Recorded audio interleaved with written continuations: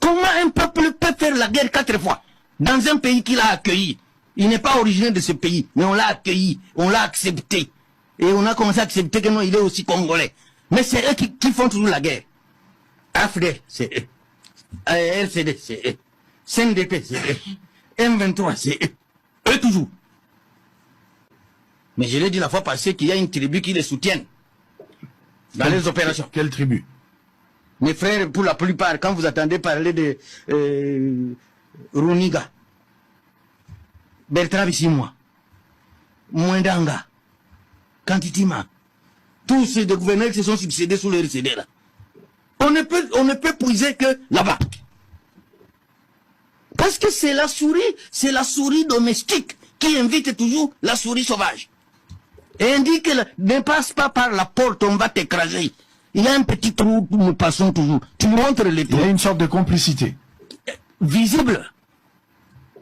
Mais l'État n'en fait pas qu'un. N'en fait pas qu'un. C'est ça le problème. L'État n'en fait pas qu'un. Nous sommes inattentifs. C'est pas naïf. Est-ce qu'on peut dire que le mal est profond? Très profond. C'est la...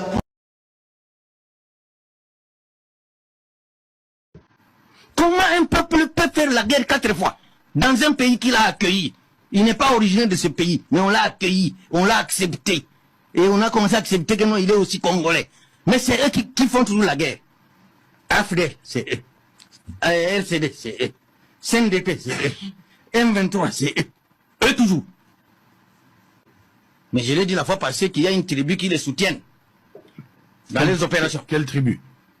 Mes frères, pour la plupart, quand vous attendez parler de Runiga, Bertrand Bissimois, Mwendanga, Kantitima, tous ces gouverneurs qui se sont succédés sous le RCD là. On ne peut puiser que là-bas.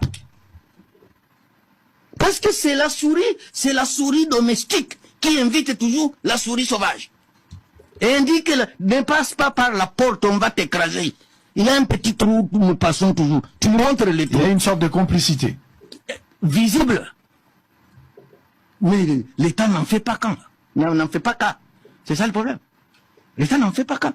Nous sommes inattentifs. C'est pas naïf. Est-ce qu'on peut dire que le mal est profond? Très profond. C'est la... Allô? Non, peut-être que je n'ai pas mon habileté. Allô? Et il y a ce logo.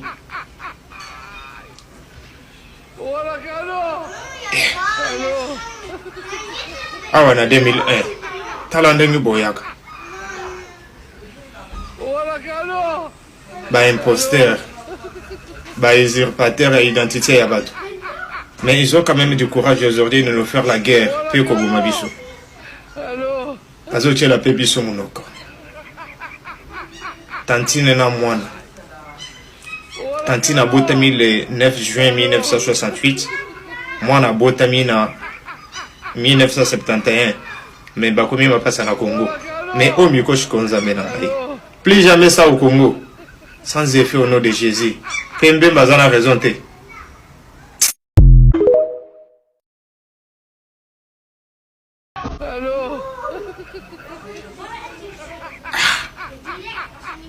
Non, peut-être que je n'ai pas mon habileté. Et il y a ce logo.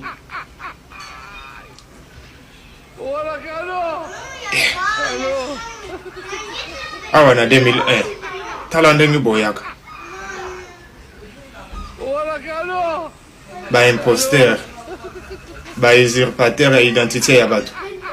Mais ils ont quand même du courage aujourd'hui de nous faire la guerre. Puis comme vous m'avez dit. Azoche la pébiso monoko. Tantine na moine. Tantine a botami le 9 juin 1968. Moine a botami na 1971. Mais Bakomi m'a passé à Congo. Mais au Miko Shikonza mena. Plus jamais ça au Congo. Sans effet au nom de Jésus. Kembe Bazana raison te.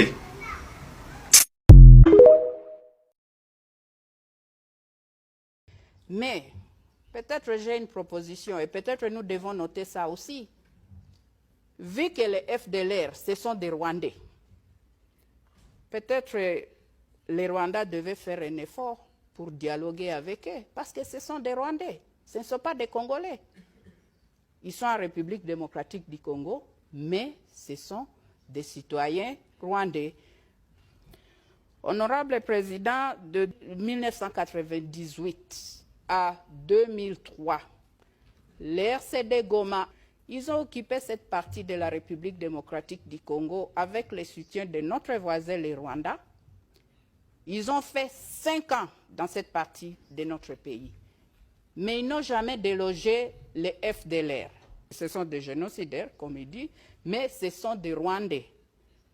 Ce sont des Rwandais qui sont venus là, mais ils n'ont jamais délogé pendant 5 ans ces groupes de FDLR.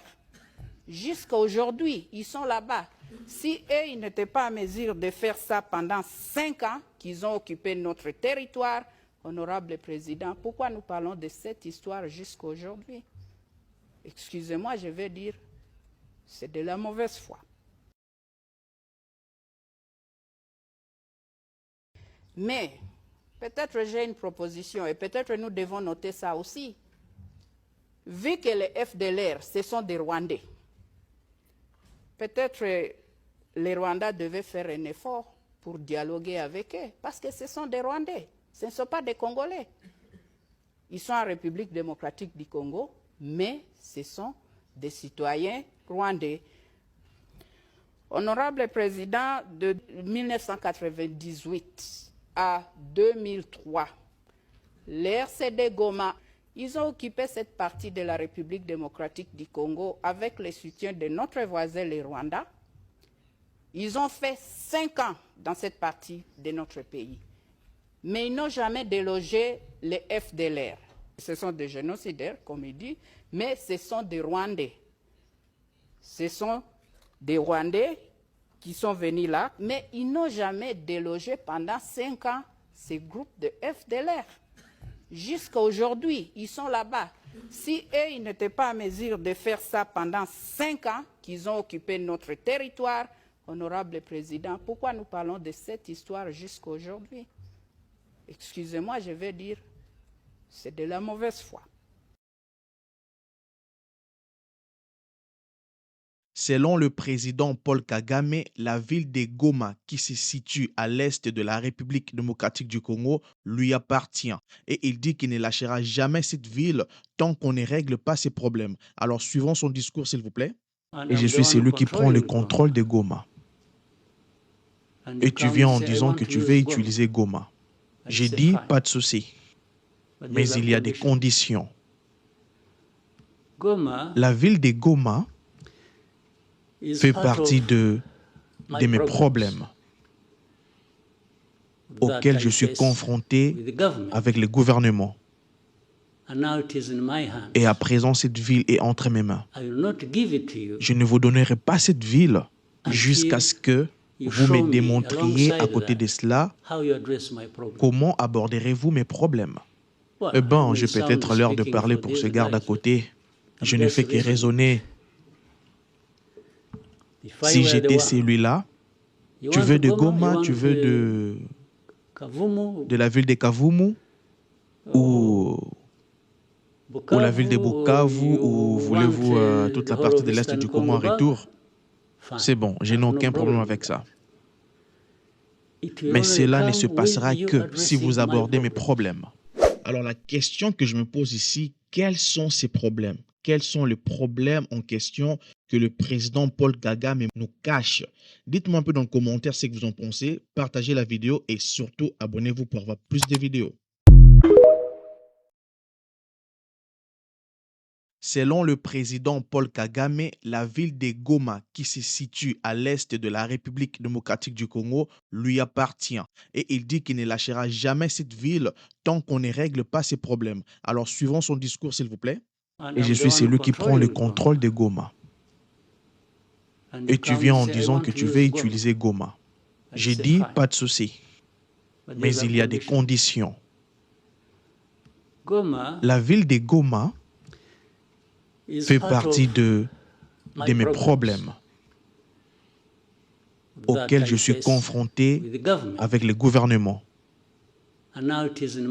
Et à présent, cette ville est entre mes mains. Je ne vous donnerai pas cette ville jusqu'à ce que vous me démontriez à côté de cela comment aborderez-vous mes problèmes. Eh bien, j'ai peut-être l'heure de parler pour ce garde à côté. Je ne fais que raisonner. Si j'étais celui-là, tu veux de Goma, tu veux de la ville de Kavumu ou la ville de Bukavu ou voulez-vous toute la partie de l'Est du Congo en retour? C'est bon, je n'ai aucun problème avec ça. Mais cela ne se passera que si vous abordez mes problèmes. Alors la question que je me pose ici, quels sont ces problèmes? Quels sont les problèmes en question que le président Paul Kagame nous cache? Dites-moi un peu dans le commentaire ce que vous en pensez, partagez la vidéo et surtout abonnez-vous pour avoir plus de vidéos.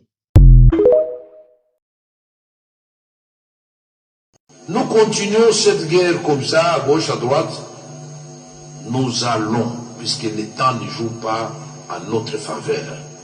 Peut-être dans mon discours introductif, vous n'avez pas compris. Nous sommes devant un complot où on veut la balkanisation de la République démocratique du Congo. Et si nous passons notre temps à parler ici, nous allons nous réveiller, vous serez au fait, comme à un moment donné, nous étions un parlement de Kinshasa qui siégeait à Lubumbashi. Il y avait un parlement où les gens qui dirigeaient Badolite jusqu'à Kisangani. Il y en avait d'autres qui dirigeaient Ituri, Goma jusqu'à Tanganyika, Kabinda. Il faut demander, il faut interroger le passé. Et surtout, Gaspard Ngondako, il sait très bien combien de ses frères, de nos frères, de nos sœurs ont été jetés dans la rivière Chopo à la suite des affrontements des armées rwandaises et ougandaises. Vous savez combien nous avons souffert au Conseil de sécurité chez Okitundu, Général Etumba, Inzun Kakiake, Yerodia Abdoulaye Ndombasi, Kika Bin Karoubi et moi-même pour obtenir 15 résolutions s'il vous plaît, avec l'aide de la France. Parce qu'on parlait de forces non invitées, de forces invitées. On a cité le Rwanda et l'Ouganda comme agresseurs. C'est quand ils se sont affrontés dans la ville martyre de Kisangani avec la résolution, je crois, 1503. Avant tout cela, nous étions comme des imbéciles, on nous considérait au même titre que les agresseurs. Et je ne voudrais pas que cela revienne quand nous avons une ministre des Affaires étrangères qui se bat seule là-bas au Conseil de sécurité et qui a réussi à arracher des condamnations. C'est à nous maintenant, l'Assemblée nationale, par notre travail, déboucher sur les sanctions. Le président veut les sanctions. Ça, c'est un. De deux, le président veut négocier, si vous voulez, mais pas vendre le Congo. La seule négociation qui va, c'est que les Rwandais se retirent de la République démocratique du Congo. Qu'on respecte la Charte des Nations Unies, même de l'Union africaine, même des organisations sous-régionales. Et ici, il faut y mettre de l'intelligence. Alors, ici, la commission spéciale, je vais vous demander qu'on vous rappelle d'abord l'article 50. Comme ça, nous allons nous mettre d'accord, nous tous. Je suis d'accord avec vous, mais nous, l'État ne joue pas à notre faveur. Après ça, si vous me dites que nous ayons une cellule de crise au niveau de l'Assemblée nationale qui va continuer à réfléchir à l'intelligence avec le gouvernement, je serai d'accord avec vous. Nous continuons cette guerre comme ça, à gauche, à droite. Nous allons, puisque le temps ne joue pas à notre faveur. Peut-être dans mon discours introductif, vous n'avez pas compris. Nous sommes devant un complot où on veut la balkanisation de la République démocratique du Congo. Et si nous passons notre temps à parler ici, nous allons nous réveiller, vous serez au fait, comme à un moment donné, nous étions un parlement de Kinshasa qui siégeait à Lubumbashi. Il y avait un parlement où les gens qui dirigeaient Badolite jusqu'à Kisangani. Il y en avait d'autres qui dirigeaient Ituri, Goma jusqu'à Tanganyika, Kabinda. Il faut demander, il faut interroger le passé.